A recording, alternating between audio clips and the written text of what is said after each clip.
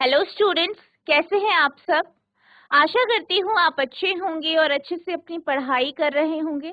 मैं मोनिका रावत आपका स्वागत करती हूँ आईसीटी वर्चुअल क्लासरूम देहरादून में। आई होप आप अच्छे होंगे। तो जैसे कि आप जानते हैं कि आज हम क्लास 12th का जो आपका सब्जेक्ट है फिजिक्स, उसका जो चैप्टर है इलेक्ट्रोस्टैटिक पोटेंशियल एंड कैपेसिटेंस, तो उसे कंटिन्यू करेंगे। लास्ट लेक्चर में हमने इसके सारे टॉपिक्स कंप्लीट कर लिए थे। आज से हम इसके क्वेश्चन आंसर्स को स्टार्ट करने जा रहे हैं। तो बच्चों, अब हम चलते हैं अपने स्मार्ट बोर्ड की तरफ। तो बच्चों, लास्ट लेक्चर में हमने जो टॉपिक पढ़ा था वो था आपका energy stored in a capacitor, यानी संधारित्र में संग्रहित ऊर्जा, जिसके लिए हमने फॉर्मूले डिस्कस किए थे। साथ ही साथ इस टॉपिक से रिलेटेड हमने कुछ क्वेश्चंस भी देखे थे। ठीक है, अब हम चलते हैं अपने पहले क्वेश्चन की तरफ। तो आपका पहला प्रश्न है, a regular hexagon of side 10 centimetre has a charge 5 microcoulomb at each of its vertices. Calculate the potential at the center of the hexagon. यानी आपके पास एक जो है हेक्सागन है, षटभुज है, ये षटकोण है। ठीक है, उसकी जो साइड है, उसकी जो भुजा है वो 10 सेंटीमीटर है और सारी की सारी भुजाएं बराबर है।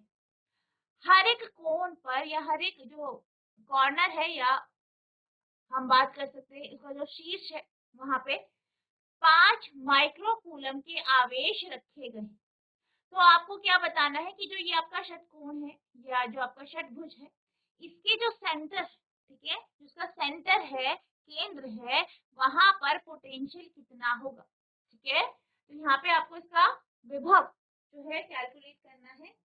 अब हम बात करते हैं षटभुज की। तो षटभुज या षटकोण जिसे आप कहते हैं,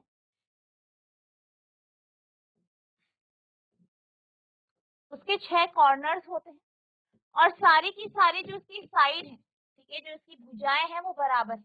कितनी है? 10 सेंटीमीटर।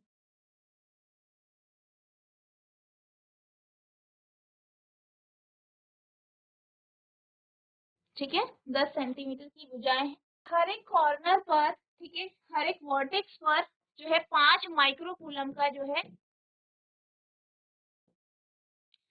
हर हर कॉर्नर पर, हर वर्टेक्स पर 5 माइक्रोकूलम का आवेश रखा गया है।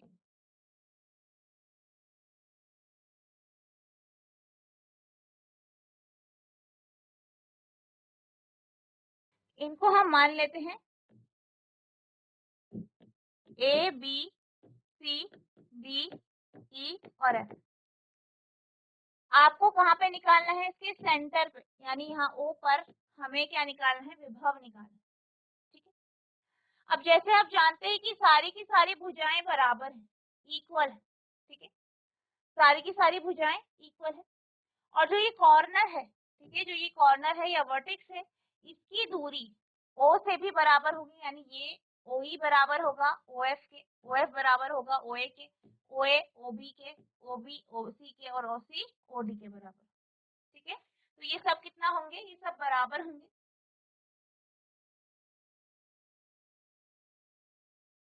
ये सब बराबर होंगे।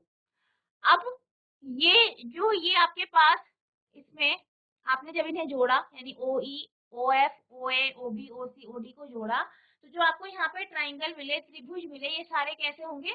इक्विलेटरल ट्राइंगल होंगे। ठीक है, तो ये क्या होंगे? आपके इक्विलेटरल ट्राइंगल होंगे, जिस कारण क्या होगा, जो आपका ओ ए, ओ बी, ओ सी, ओ डी, ओ ई, ओ एफ जो है, ये सब 10 सेंटीमीटर के बराबर होंगे। ठीक है, तो आप क्या लिखेंगे? आप लिखेंगे as O is the center, ठीक है, as O is the center, so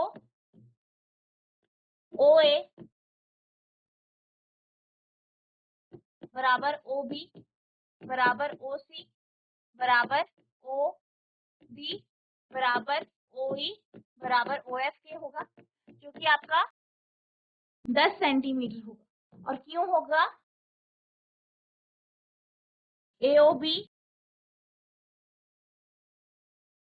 triangle, BOC triangle, COD triangle, DOE, triangle EOF, triangle FOA, जो है ये सब क्या है आपके आर इक्विलेटरल ट्राइंगल।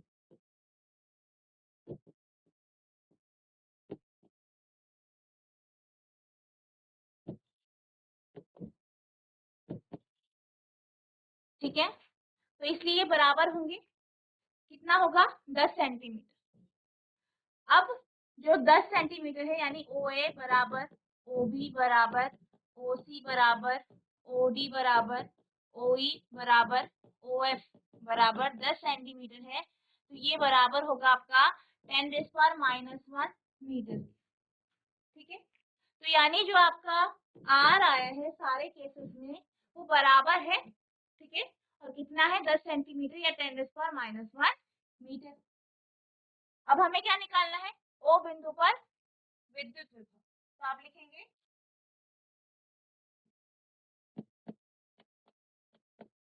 O बिंदु पर विभव यानी पोटेंशियल एट O,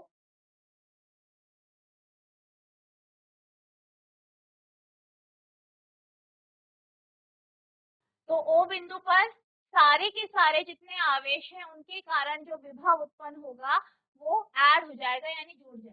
ठीक है, तो यानी क्या होगा,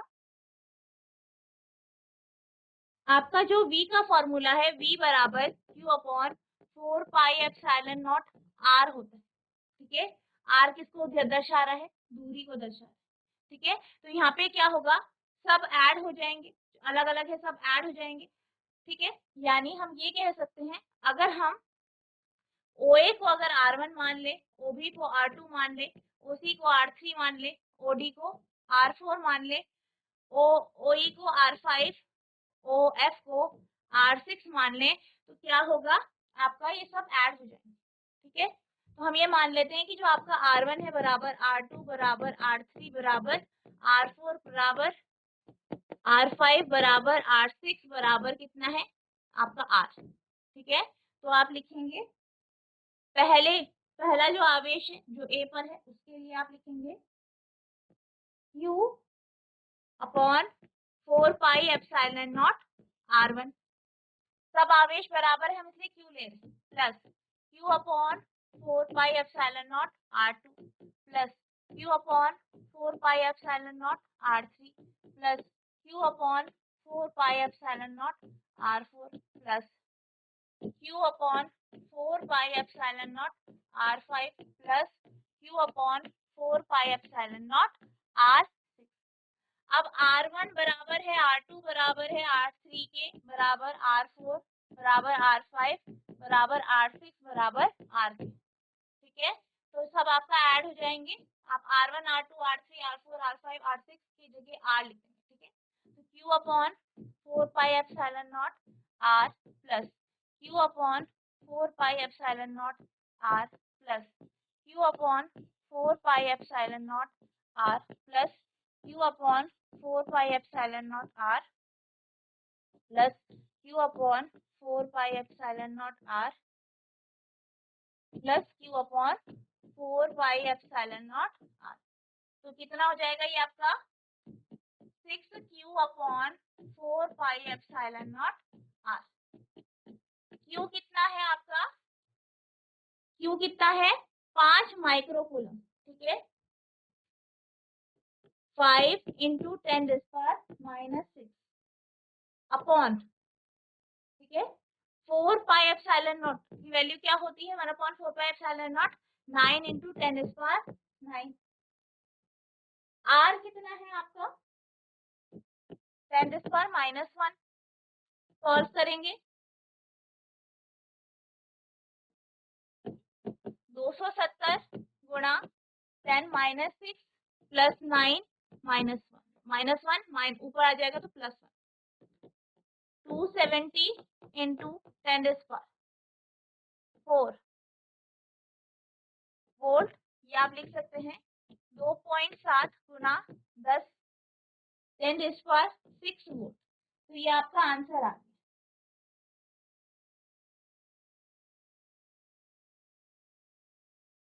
तो आप लिखेंगे potential at point O will be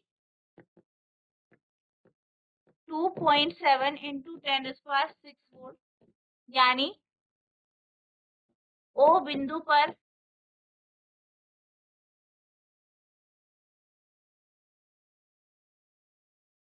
विद्युत विभव 2.7 into 10⁻⁶ वोल्ट हो। ठीक है, आप इसे नोट करेंगे। आई होप आपको ये क्वेश्चन समझ में आया होगा। अब हम चलते हैं अगले प्रश्न की ओर। तो आपका अगला प्रश्न है, two charges 2 microcoulomb and -2 microcoulomb are at point A and B 6 centimetre पर, यानी दो आवेश हैं 2 माइक्रोकूलम और -2 माइक्रोकूलम के, जो कि ए और बी बिंदु पर रखे गए हैं और ये आपस में 6 सेंटीमीटर की दूरी पर रखे जाते हैं। पहला है identify N equipotential surface of the system. आपको बताना है कि जो इक्विपोटेंशियल सरफेस है, ठीक है, वो कहाँ पर है, समविभव सतह कहाँ पर है। दूसरा आपका है what is the direction of electric field, यानी विद्युत क्षेत्र की दिशा बतानी है हर एक बिंदु पर, सरफेस पर, सतह पर, हर एक बिंदु पर विद्युत जो क्षेत्र है उसकी दिशा आपको बतानी। ठीक है, तो हमारे पास दो चार्ज है, प्लस माइक्रोकूलम और -2 माइक्रोकूलम। ठीक है, +2 और -2 माइक्रोकूलम, ये दोनों 6 मीटर की दूरी पर है। ठीक है, तो जो हमारा इक्विपोटेंशियल सरफेस जो बनेगा वो कहाँ पे होगा, वो आपके पॉइंट ओ पर होगा, जो कि क्या होगा, मिड पॉइंट होगा। जैसे कि आप फिगर में देख सकते हैं, आपको फिगर में दिखाई दे रहा होगा कि यहाँ पे आपके पास ए बिंदु पर +2 माइक्रोकूलम है और बी बिंदु पर -2 माइक्रोकूलम चार्ज। ठीक है, और ये आपस में 6 सेंटीमीटर की दूरी पर, तो इनके बीच में या इनके मिड पर एक पॉइंट होगा जहाँ पे आपकी इक्विपोटेंशियल सरफेस क्रिएट होगी और ये जो बिंदु होगा वो मिड पॉइंट होगा। ठीक है, यानी दोनों साइड से 3 सेंटीमीटर की दूरी पर ये हो। ठीक है, और यहाँ पे आप देख सकते हैं एक सरफेस बनाई गई है जो कि आपकी क्या है, इक्विपोटेंशियल सरफेस है, समविभव सतह। For the given system of two charges, the equipotential surface will be a plane normal to the line AB, joining the two charges and passing through midpoint O। यानी अगर हम किसी भी सिस्टम की बात कर रहे, कोई भी सिस्टम है दो चार्ज का, तो यहाँ पे जो इक्विपोटेंशियल सरफेस होती है वो ओ बिंदु पर होगी, जो कि मिड पॉइंट होगा ए बी। ठीक है, on any point on this plane the potential is 0। अब अगर हम बात करें इस प्लेन की, तो इस प्लेन पर कोई भी आप बिंदु लेंगे तो वो आपका क्या होगा, 0 होगा। ठीक है, नेक्स्ट है आपका V part, what is the direction of electric field at every point on this surface. इस सरफेस पे जो दिशा होगी, ठीक है, जो दिशा होगी विद्युत क्षेत्र की वो कहाँ पे होगी आपको बताना। ठीक है, तो यहाँ पे जो आपकी विद्युत क्षेत्र है उसकी जो दिशा होगी वो ए बिंदु से बी बिंदु की ओर होगी, यानी पॉजिटिव से नेगेटिव की ओर होगी। ठीक है, जो कि आपकी इक्विपोटेंशियल सरफेस जो है, समविभव सतह जो है, उसके क्या होगी, नॉर्मल होगी, यानी लंबवत होगी। The electric field is in the direction from point A to B.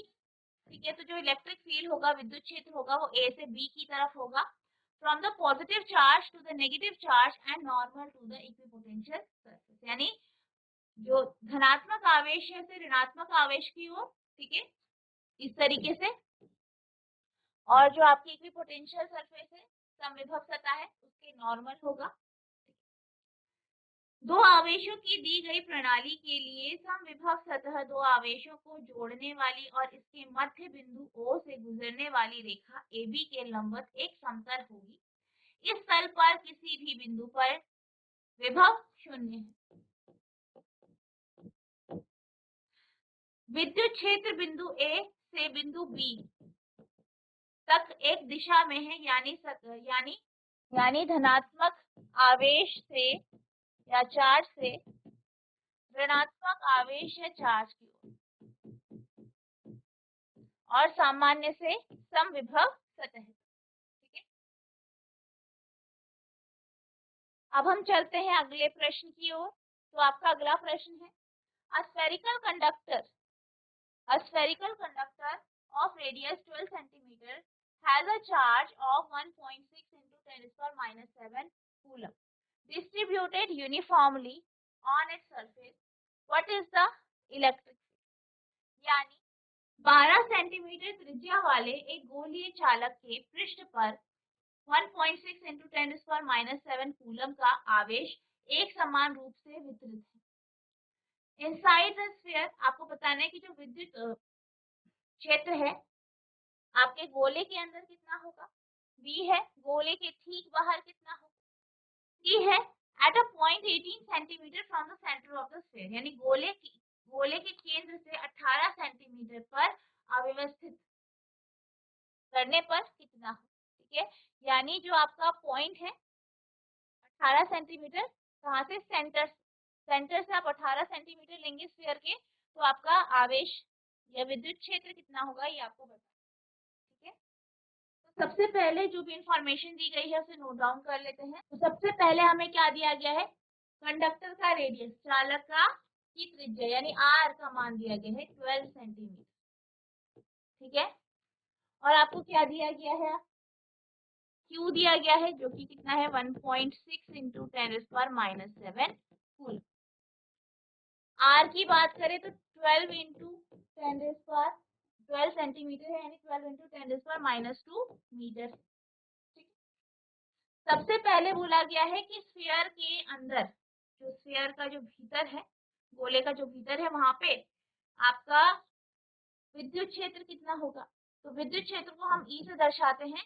तो जैसे कि हमने पढ़ा है जब हम डेरिवेशन कर रहे थे, तो हमने क्या डिस्कस किया था कि जो आपका स्फीयर होता है, स्फीयर के अंदर जो ई होता है वो आपका 0 होता है। ठीक है, स्फीयर के अंदर, इनसाइड स्फीयर। ठीक है, नेक्स्ट आपके पास बी पार्ट है, बी पार्ट को डिस्कस कर, जस्ट आउटसाइड द स्फीयर, यानी गोले से थोड़ा सा बाहर।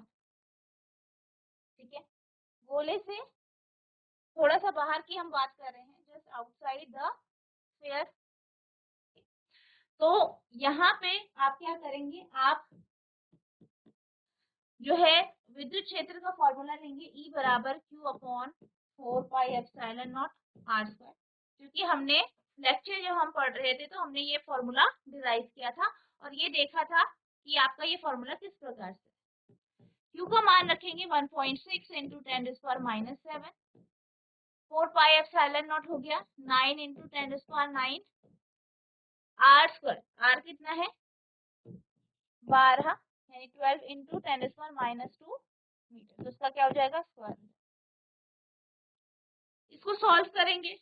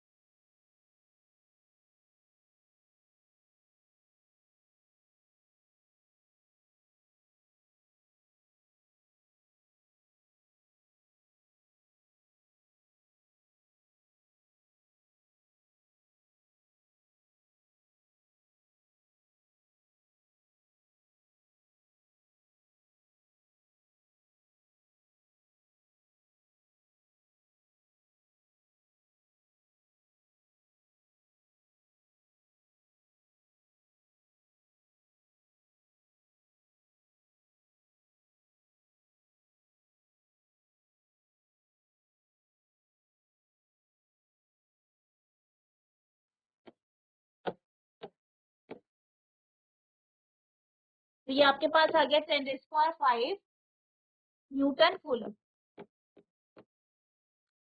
ठीक है, तो ई का मान कितना आ गया 10 रेज़ पावर 5 न्यूटन पर कूलम। ठीक है, तो इस तरीके से आपको इसको सॉल्व करना है। ये बी पार्ट है, आप इसे नोट करें।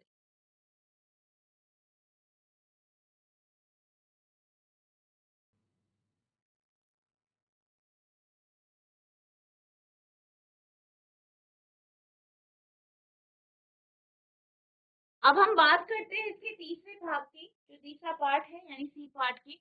तो सी पार्ट पे कहा गया है at a point 18 centimetre from the centre of the sphere, गोले केंद्र से 18 सेंटीमीटर पर अवस्थित। ठीक है, तो ये आपसे पूछा गया है। तो यहाँ पे क्या कहा गया है, सेंटर से जो दूरी है वो कितनी है, 18 सेंटीमीटर। ठीक है,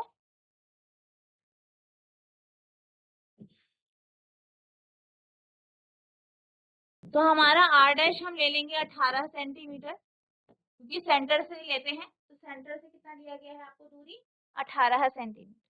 ठीक है, दूरी हम सेंटर से लेते हैं। ठीक है, अब आप फॉर्मूला लगाएंगे, E बराबर Q upon 4 pi epsilon naught R dash square.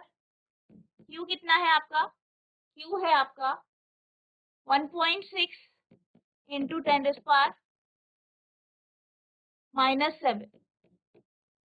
ठीक है, 4 pi epsilon naught 9 into 10⁻⁹। R dash का स्क्वायर 18 सेंटीमीटर है, 18 सेंटीमीटर यानी 18 इंटू 10⁻⁻² मीटर। ठीक है, 18 सेंटीमीटर आपका ये होगा, तो इसका स्क्वायर, तो 18 इंटू 10⁻⁻² का square 1.6 into 9 upon 18 into 18 into -7 10⁻⁻7 plus 9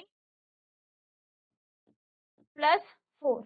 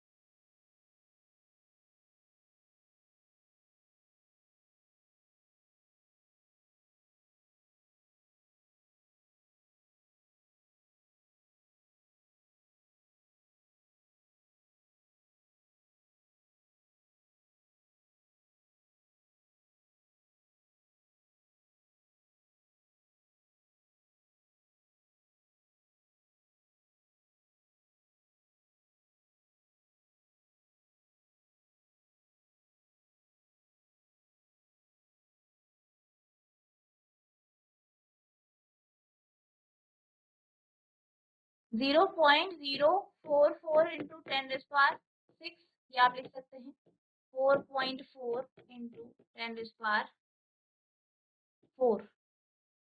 ठीक है, तो ये आपका क्या आ गया आंसर आ गया। ई जो आया है वो बराबर आया है, ये ई डैश ले लेते हैं, 4.4 इंटू 10⁻⁴ न्यूटन पर।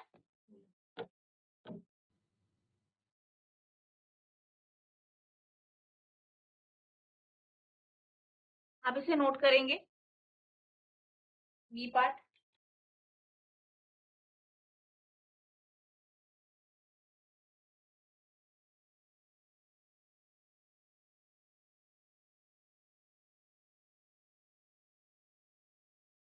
अब हम चलते हैं अगले प्रश्न की ओर। तो आपका अगला प्रश्न है, a parallel plate capacitor with air between the plate has a capacitance of 8 picofarad. ठीक है, क्या कहा गया है कि दो पैरेलल प्लेट कैपेसिटर है, समांतर पट्टिका संधारित्र। ठीक है, अब ये दोनों के बीच में एयर है, ये दो प्लेट के बीच में एयर है, तो उसका कैपेसिटेंस जो है वो 8। What will be the capacitance if the distance between the plate is reduced to half. अब आपसे पूछा गया है कि जो कैपेसिटेंस है, ठीक है, कैपेसिटर है, इनके बीच की कैपेसिटेंस में क्या फर्क आएगा या कितनी हो जाएगी अगर इनके बीच की दूरी आधी कर दी जाए, and the space between them filled with the substance of dielectric constant. या साथ ही साथ आपका जो दूरी है डी है उसे आधा कर दिया है, साथ ही साथ जो आपका ये स्पेस है जहाँ पे एयर है, हवा की जगह या वायु की जगह एक पदार्थ को डाला गया है जिसका डाइलेक्ट्रिक कांस्टेंट यानी परावैद्युत स्थिरांक जो है वो उसका 6, ठीक है। एक समानांतर पट्टिका संधारित्र जिसकी पट्टिका के बीच वायु है की धारिता 8 पिको फैरेड। यदि पट्टिकाओं के बीच की दूरी को आधा कर दिया जाए और इनके बीच के स्थान में 6 परावैद्युतांक का एक पदार्थ भर दिया जाए तो इसकी धारिता क्या होगी, ठीक है। आपको दिया गया है C1 ले लेते हैं, ठीक है। कैपेसिटेंस दिया गया है जिसे हम C1 ले लेते हैं, कितना है epsilon not A upon D, कितना है 8 पिको फैरेड यानी 8 इंटू 10⁻12 फैरेड। अब सेकेंड केस में क्या कर दिया, डी को आपका आधा कर दिया, दूरी को आधा कर दिया है और यहाँ पे डाइलेक्ट्रिक कांस्टेंट ले लिया गया है 6, तो C2 हो जाएगा आपका बराबर K into epsilon not A upon D dash ले, ठीक है। K कितना है 6 है, epsilon not A, D dash कितना है D/2, तो ये 2 पर आ जाएगा आपका। तो आप देख सकते हैं 12 into epsilon not A upon D हो गया है। Epsilon not A upon D कितना है आपका 8 इंटू 10⁻12, ठीक है। तो 96 इंटू 10⁻12 आपका आंसर आया है, यानी C2 की वैल्यू आई है 96 पिको फैरेड। तो इस तरीके से आपको इसे सॉल्व करना है, आप इसे नोट करेंगे।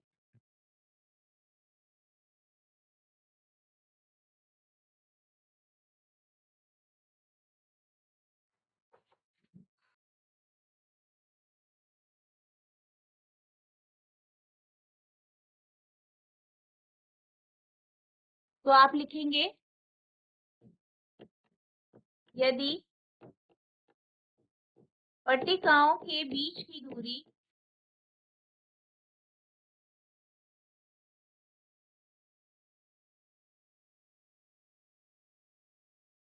आधी कर दी जाए तथा इनके बीच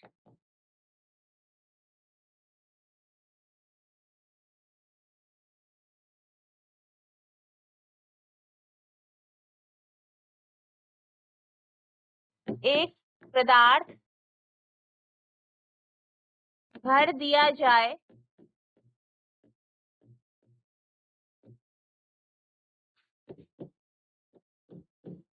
जिसका K यानी जो आपका परावैद्युत स्थिरांक है वो 6 है, तो इसका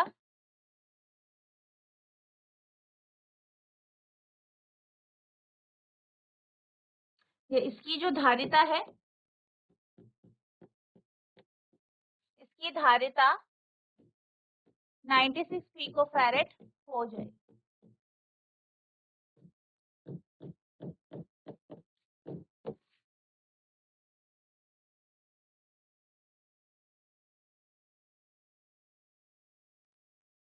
तो बच्चों आज हमने जो आपका चैप्टर है इलेक्ट्रोस्टैटिक पोटेंशियल एंड कैपेसिटेंस, इसके कुछ न्यूमेरिकल डिस्कस किए। आई होप आपको ये न्यूमेरिकल समझ में आए होंगे। नेक्स्ट लेक्चर में हम इसके आगे के न्यूमेरिकल्स को जो है डिस्कस करेंगे। आपको जो अभी आज न्यूमेरिकल कराए गए हैं उनको रिवाइज करना है। अगर आपके मन में कोई भी प्रश्न उठता है तो आप नेक्स्ट लेक्चर में पूछ सकते हैं। तो बच्चों आज के लिए बस इतना ही, मिलते हैं अब नेक्स्ट सेशन में। तब तक के लिए thank you and have a nice day.